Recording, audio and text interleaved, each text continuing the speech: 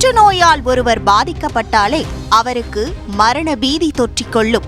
அந்த அளவிற்கு உடலையும் மனதையும் ஒரு சேர பாதிக்கும் வியாதிதான் புற்றுநோய். சமீப ஆண்டுகளில் அதன் பரவல் வேகமெடுத்து வருகிறது.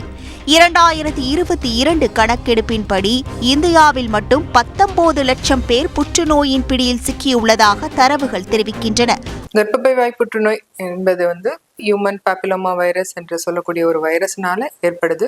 மார்பக புற்றுநோய் தான் பெண்களை அதிகமாக பாதிக்கும் புற்றுநோயாக உள்ளது. அதற்கடுத்தபடியாக இருப்பது கர்ப்பப்பை வாய் புற்றுநோய். சின்ன வயசுலேயே கல்யாணம் ஆகிறவங்க, அதாவது 17 இயர்ஸ்க்கு முன்னாடி கல்யாணம் பண்ணிக்கிறவங்க, அதே மாதிரி சின்ன வயசுலேயே குழந்தை பெற்றுக்கிறவங்களுக்கு, 3 குழந்தைங்களுக்கு மேல இருக்கவங்களுக்கு இந்த கர்ப்பப்பை வாய் புற்றுநோய் வருவதற்கான வாய்ப்புகள் அதிகம். கர்ப்பப்பை வாய் புற்றுநோய் இந்தியாவில் பரவலாக தாக்கும் 2வது மிகப்பெரிய புற்றுநோய் ஆகும். இவர்களில் 75,000 பேர் மரணமடைவதாக தரவுகள் கூறுகின்றன.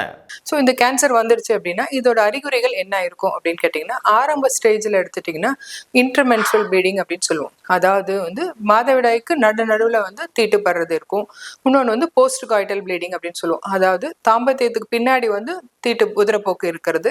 இன்னொன்று தேர்ட் பார்த்தீங்கன்னா போஸ்ட் மெனோபாசல் ப்ளீடிங், அதாவது மெனோபாஸ் ஆனவங்களுக்கு தீட்டுப்படுறதோ இல்லை தண்ணி மாதிரி ஸ்மெல்லோட டிஸ்சார்ஜ் இருந்ததுன்னா அவங்களுக்கு இந்த கேன்சர் இருக்கிறதுக்கான அறிகுறிகள் இருக்கலாம். இந்த கேன்சர் கண்டுபிடிக்கிறதுக்கு ரொம்ப எளிய டெஸ்ட் பரிசோதனை எடுத்துட்டிங்கன்னா பாப்ஸ்மியர் டெஸ்ட் அப்படின்றது ஒன்று இருக்கு. ஸோ இந்த பாப்ஸ்மியர் டெஸ்ட்ல என்ன பண்ணுவோம் அப்படின்னீங்கன்னா, கர்ப்பப்பை வாயிலிருந்து திரவத்தை எடுத்து அது மைக்ரோஸ்கோப்ல பார்த்து அதில் கேன்சர் செல்ஸ் இருக்கா அப்படிங்கிறத நம்ம பார்ப்போம். ஸோ இந்த கேன்சர் செல்ஸோட சேர்த்து நம்ம ஹியூமன் பாப்பிலோமா வைரஸும் இருக்கா அப்படின்னு பார்த்துட்டோம்னா இது ரொம்ப ஏர்லி ஸ்டேஜ்ல நம்ம கண்டுபிடிக்கலாம். அவ்வளோ மோசமான கேன்சர் இருக்கு, இது தடுக்கிறதுக்கு ஏதாவது வழி இருக்கா அப்படின்னு கேட்டிங்கன்னா ரொம்ப சிம்பிளான வழி இருக்குங்க, வேக்சினேஷன்ஸ். ஸோ உங்கள் பெண் குழந்தைங்களுக்கு 9 வயசுலேருந்து 14 வயசு இருக்கிற குழந்தைங்களுக்கு நீங்கள் 2 தடுப்பூசி போட்டிங்கன்னா அவங்க வாழ்நாள் முழுவதும் இந்த கேன்சர் இல்லாமல் நிம்மதியாக இருக்கலாம். ஸோ இது நான் 9 to 14 வயசு தாண்டிட்டேன் அப்படின்ற மாதிரி இருந்தீங்கன்னா, அதுக்கு மேலே வயசு இருக்கவங்க நீங்கள் 3 தடுப்பூசி போட்டிங்கன்னா இந்த வியாதியிலேருந்து உங்களுக்கு வியாதி வராமல் நம்ம தடுக்க முடியும். கர்ப்பப்பை புற்றுநோயை தடுக்கும் வகையில் 14 வயதுக்குட்பட்ட பெண்களுக்கு தடுப்பூசி போடப்படும் என்ற பட்ஜெட் அறிவிப்புக்கு மருத்துவர்கள் வரவேற்பு தெரிவித்துள்ளனர். போலியோ பத்தி கேள்விப்பட்டிருப்பீங்க, சின்னம்மை பத்தி கேள்விப்பட்டிருக்கீங்க. இதெல்லாம் நம்ம வேக்சின் மூலியமா இந்த வியாதியை இன்னைக்கு இல்லாமையே ஆக்கிட்டோம்.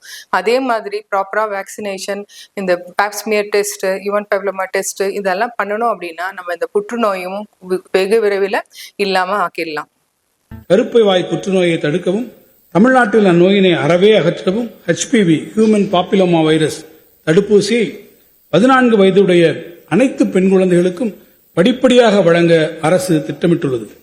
இது கர்ப்பப்பை வாய் புற்றுநோய் பார்த்தீங்கன்னா மற்ற கேன்சர் மாதிரி ரொம்ப ஃபாஸ்டாலாம் பரவாது, ரொம்ப ஸ்லோவாக தான் பரவும். ஸோ அதனால நம்ம இதை ஆரம்பத்திலே கண்டுபிடிச்சிட்டோம் அப்படின்னா நம்ம இதுல பூர்ண குணம் அடையலாம். ஸோ இதை ஆரம்பத்தில் கண்டுபிடிக்கிறதுக்காக அரிமா சங்கம் பெரும் முயற்சி எடுத்துட்டு இதுக்கான ஒரு அவேர்னஸ் கிரியேட் பண்றதுக்கான ஆக்டிவிட்டிஸ் நடவடிக்கைகளில் ஈடுபடுறாங்க. அதே மாதிரி இந்த கேன்சரை ஆரம்பத்தில் கண்டுபிடிக்கிறதுக்கான பரிசோதனைகளையும் மேற்கொள்வதற்கான முயற்சிகளை பண்ணிக்கொண்டு வந்துட்டு இருக்கிறாங்க. ஸோ பொதுமக்கள் இந்த நல்ல வாய்ப்பினை பயன்படுத்தி கொண்டு பயன்பெறுமாறு தாழ்மையுடன் கேட்டுக்கொள்கிறேன்.